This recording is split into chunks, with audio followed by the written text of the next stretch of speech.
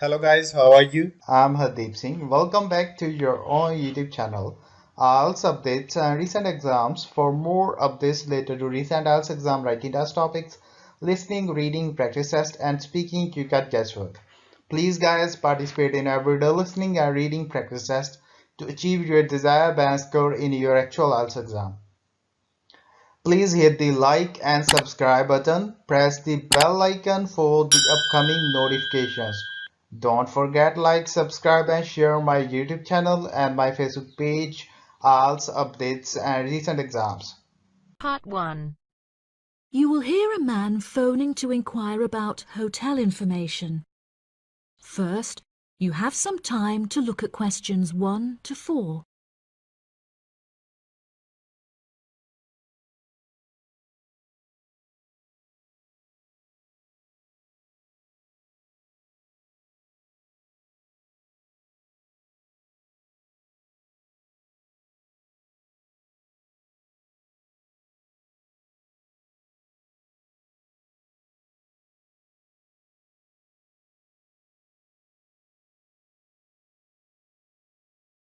Good afternoon. You're through to reception at the Island Hotel in Crete. How may I help you today? Yes, hello there. I'm hoping to book a double room for my wife and myself for about 2 weeks, from the 25th of April of this year. Firstly, could you tell me whether it's particularly hot during this time?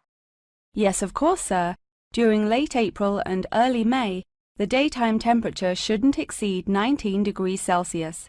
But the weather has been rather erratic and difficult to predict in recent years, so I am unable to say for certain. Okay, that sounds good. My wife doesn't like going outside when it's very hot. I haven't booked flights yet, but I must say that I'm unfamiliar with Crete and its transport system. Does the hotel provide an airport shuttle service? Yes, sir. We provide a complimentary airport pickup service for all our guests. It takes about 40 minutes to get here from the airport, but it's at least 60 minutes at rush hours. And you will be provided with a fully air-conditioned shuttle bus. Okay, excellent. In that case, do you have any rooms available for the dates I gave you? I shall have a look on the system now for you, sir. Bear with me just a moment. Yes, sir. I can see now that we have several rooms available. Would you prefer a garden view or a sea view? Well, ideally I would like a sea view room with a balcony, but of course that depends on the difference in price. Not to worry, sir. All of our standard double rooms have ensuite facilities and a balcony. If you would like one of our sea view rooms, there is a premium of €60 per night. Okay, so could you tell me the total nightly rate for a standard double room with a sea view? Yes, of course, sir. For the spring months, our rate is €216 per night. For 14 nights altogether, this will come to €3,024. Perfect. I also read on your website that the hotel has gym and spa facilities. Are there any other facilities on offer? Yes, we have a large outdoor infinity pool overlooking the ocean, with luxury sunbeds and a poolside bar. We also have 3 full-size tennis courts, where we run a popular doubles tournament, with the winner receiving 2 all-inclusive spa day vouchers. Goodness, I shall have to brush up on my tennis skills. Before you hear the rest of the conversation, you have some time to look at questions 5 to 10.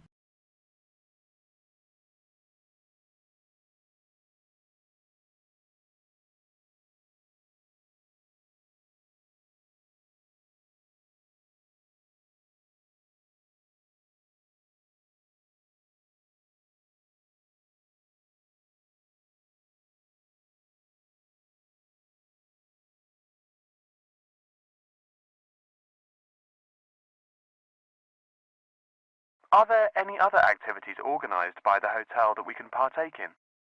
It's just that it's our wedding anniversary on the 30th of June, and I would like to provide my wife with a perfect romantic getaway. I can assure you, sir, that your wife won't be disappointed. Ours is a 5-star resort, which is renowned for its luxury and beauty. In terms of activities, the hotel provides thrice-weekly entertainment. On Tuesdays, guests will take a minibus and partake in learning to cook succulent fish dishes with our Michelin-starred chef Enrique. The class will take place in a beautiful valley deep in the Cretan hills, where guests will be treated to an intimate piano performance by our in-house concert pianist Pedro.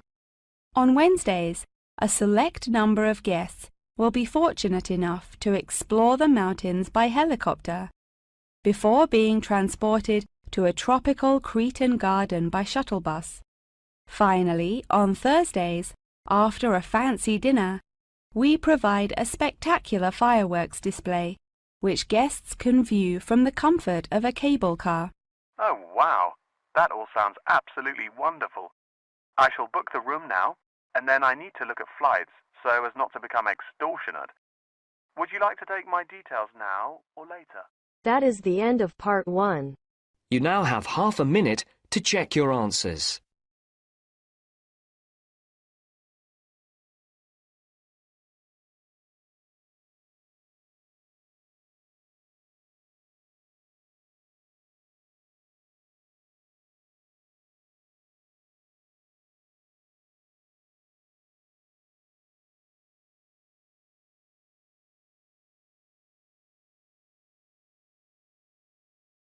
Now turns to part 2.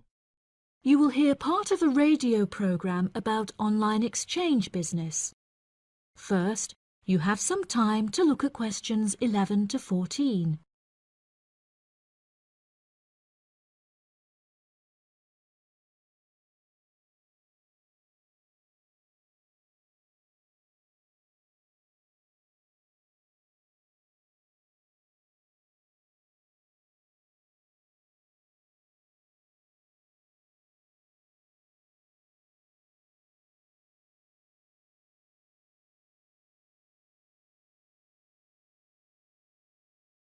Barter Online UK is a young, up-and-coming website in the United Kingdom where users can buy new and used goods. However, instead of paying with money, registered users instead exchange their purchase for an item of similar value. This part is perhaps the most complicated, as the registered users themselves must mutually decide on an appropriate value, with value either being the recommended retail price, RRP, or simply how much they believe the item to be worth. The website has been founded by a group of 4 friends in the north of England. Originally, they exchanged their belongings among family members. They frequently found themselves swapping their belongings when they no longer had any use for them. They live by the motto, "One person's trash is another person's treasure," and hate to throw things away. As more and more people caught wind of the idea and wanted to participate in the exchanges, the group decided that the idea had the potential to become a successful business venture, and so it did. Barter Online UK is a startup online business, which took 3 months to set up, and has now been running for around half a year. Despite only being founded a short time ago, the website has already garnered about 1,500 registered users, with 500 more than expected, a huge achievement for the founders. Some of the users are registered in the United Kingdom and Canada, with the majority from the Republic of Ireland.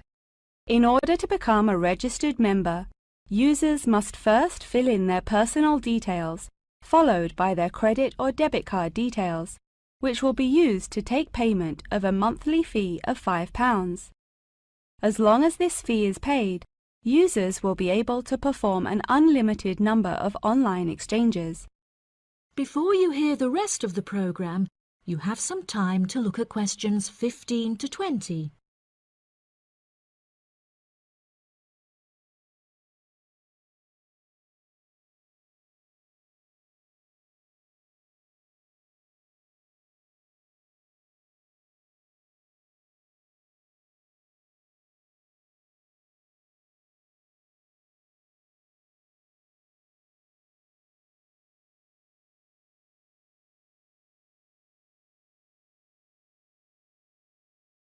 A multitude of items are sold on the website, such as textbooks, soft toys and tools. However, books for children and computer games are by far selected most. The exchange process itself is not as complicated as it might seem. Users can enter their preferences for what they would like to receive, and also explicitly state what they would like to give away, and the website will automatically pair up suitable users. If, however, a user doesn't want to give anything away, but would simply like to buy something, Barter Online UK does support a secure online payment system, where users can perform a normal monetary transaction. Despite this, the founding group strongly discourages the use of the online payment system, clearly stating that this goes against the intended ethos of the company. Although bartering is an age-old process, many of the website's users are unsure how to decide which of their own items to exchange. It often helps to order items by popularity using the filter button provided. This will tell the website to find out popular items for users' convenience. To this, the founding members say, just put everything you don't want on there. Different people have different tastes, and you never know what they might be looking for. In order to aid registered users in their exchanges and to provide them with assurance, the founders recently added a new feature whereby on completion of an exchange, users will be encouraged to provide each other with feedback. This feedback will include criteria such as the quality of the item as compared with how it was advertised, the ease of communication with the seller, the speed at which the item was delivered, and so on. The friends believe that using this method, users will have a more transparent and trustworthy bartering experience. That is the end of part 2. You now have half a minute to check your answers.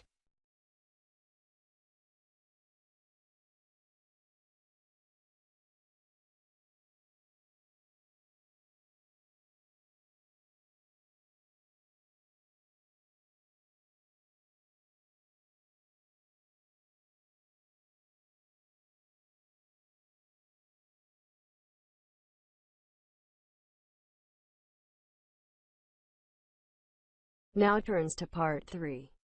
You will hear Tom and Annie, two students, talking with their professor about the assignment.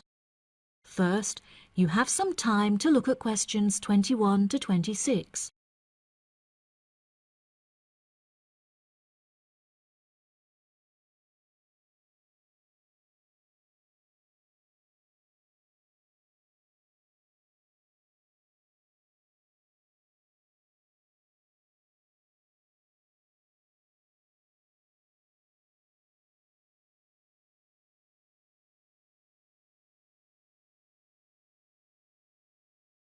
Professor Tomlinson, may Annie and I please quickly ask you a few questions about the reflective journal assignment?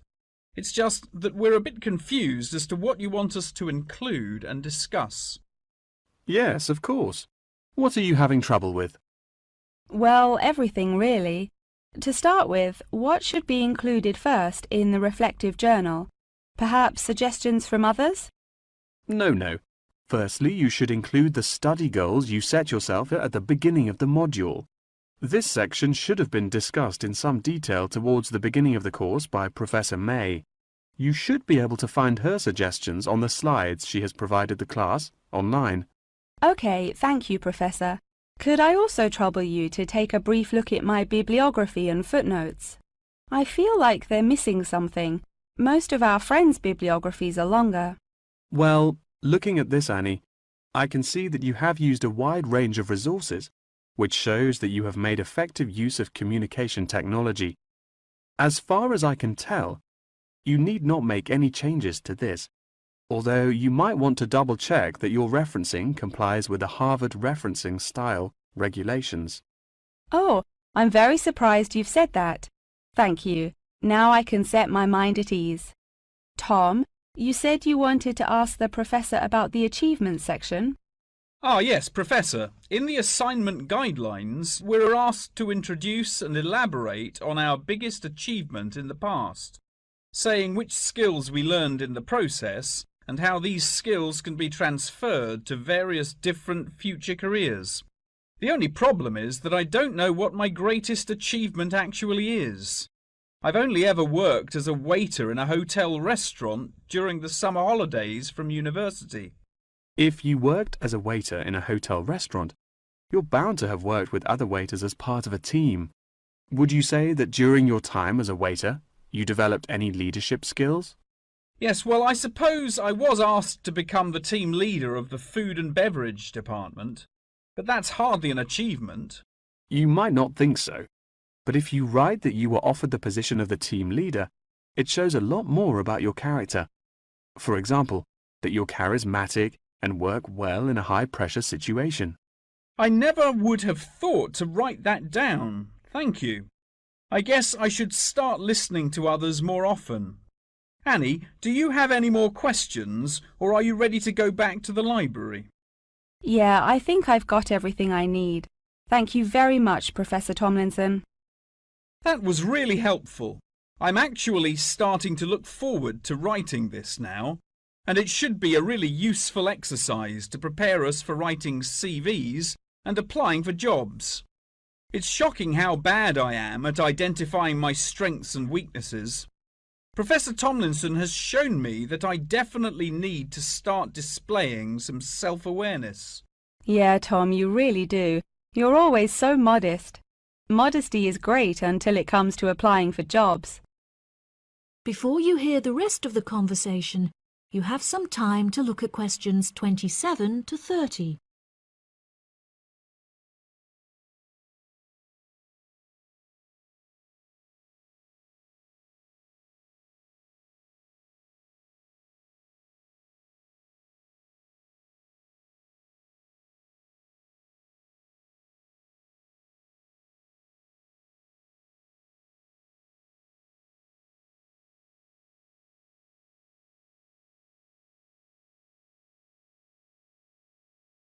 Oh no!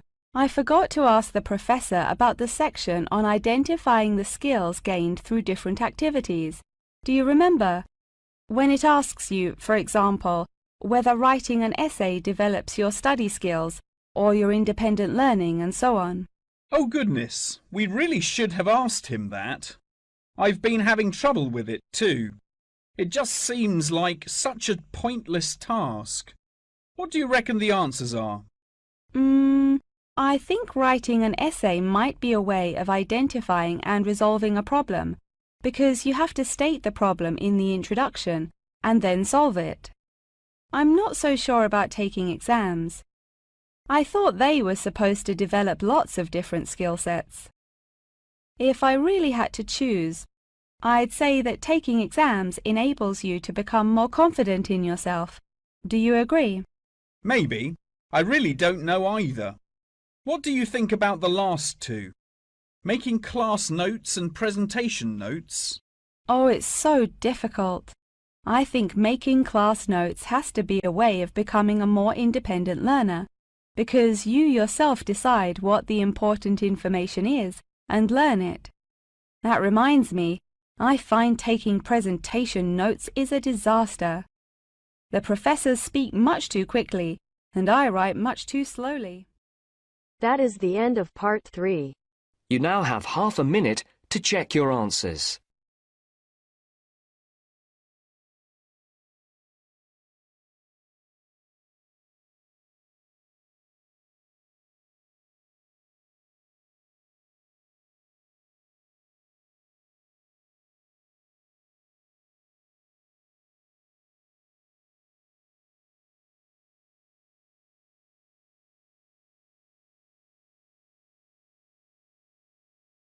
Now turns to part 4.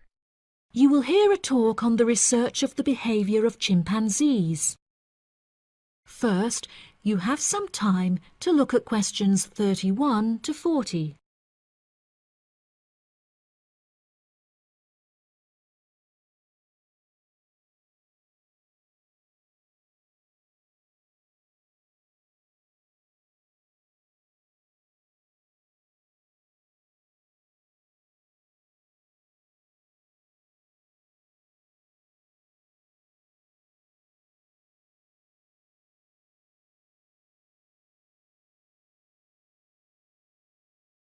Welcome back to my series of short lectures on apes.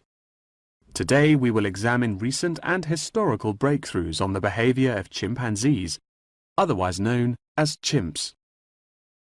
The word chimpanzee is an umbrella term for two different species of apes in the genus Pan, which are the common chimpanzee or Pan troglodytes found in West and Central Africa, and the bonobo or Pan paniscus, which are found in the forests of the Democratic Republic of the Congo. Chimpanzees belong to the Hominidae family, together with gorillas, orangutans, and indeed humans.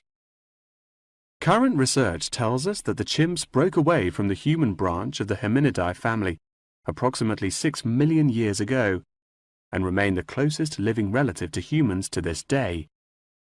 More modern researches into chimpanzees have centered on their behavioral characteristics, once all biological and genetic factors have been ruled out. In this way, scientists have unearthed an unfathomable amount of similarities between human and chimpanzee behavior. Although much of this research has taken place through observation of captive chimps, the results are widely seen as an authoritative reflection of chimps living in the wild. Chimps live in large so-called communities comprised of many male and female members, with the social hierarchy determined by an individual chimp's position and influence. Through such research, scientists have found that chimps learn and adapt through observation of others' behavior. Once in power, the alpha male is often seen to alter its body language in order to retain power.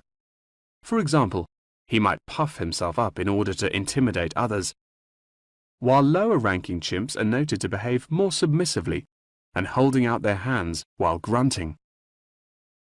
Female chimpanzees also have a distinct social hierarchy, with high social standing inherited by children. It is not unheard of for dominant females within a community to unite and overthrow the alpha male, backing another in his place. James Diamond, in his book The Third Chimpanzee, suggests that chimps should now be reclassified in the genus Homo instead of Pan, and there are many arguments still in favor of this. Male common chimpanzees are, on average, 1.7 meters in height, weighing 70 kilograms, with their female counterparts being somewhat smaller. By comparison, the bonobo is slightly shorter and lighter, but with longer arms and legs. However, both species walk on all fours and climb trees with great ease. Jane Goodall made a groundbreaking discovery in 1960 when she observed the use of tools among chimpanzees, including digging for termites with large sticks. A recent study claimed to reveal that common chimpanzees in Senegal have been using spears sharpened with their teeth to hunt. However, these reports remain unsubstantiated. Researchers have witnessed such tools, namely rocks, being used by chimps to open coconut shells, and indeed crushing nuts with stone hammers. As scientific technology has developed, so too has our knowledge of the sheer extent of the chimp's intelligence. Research has now shown that chimps have the capability to learn and use symbols and understand aspects of the human language, including syntax, as well as numerical sequences.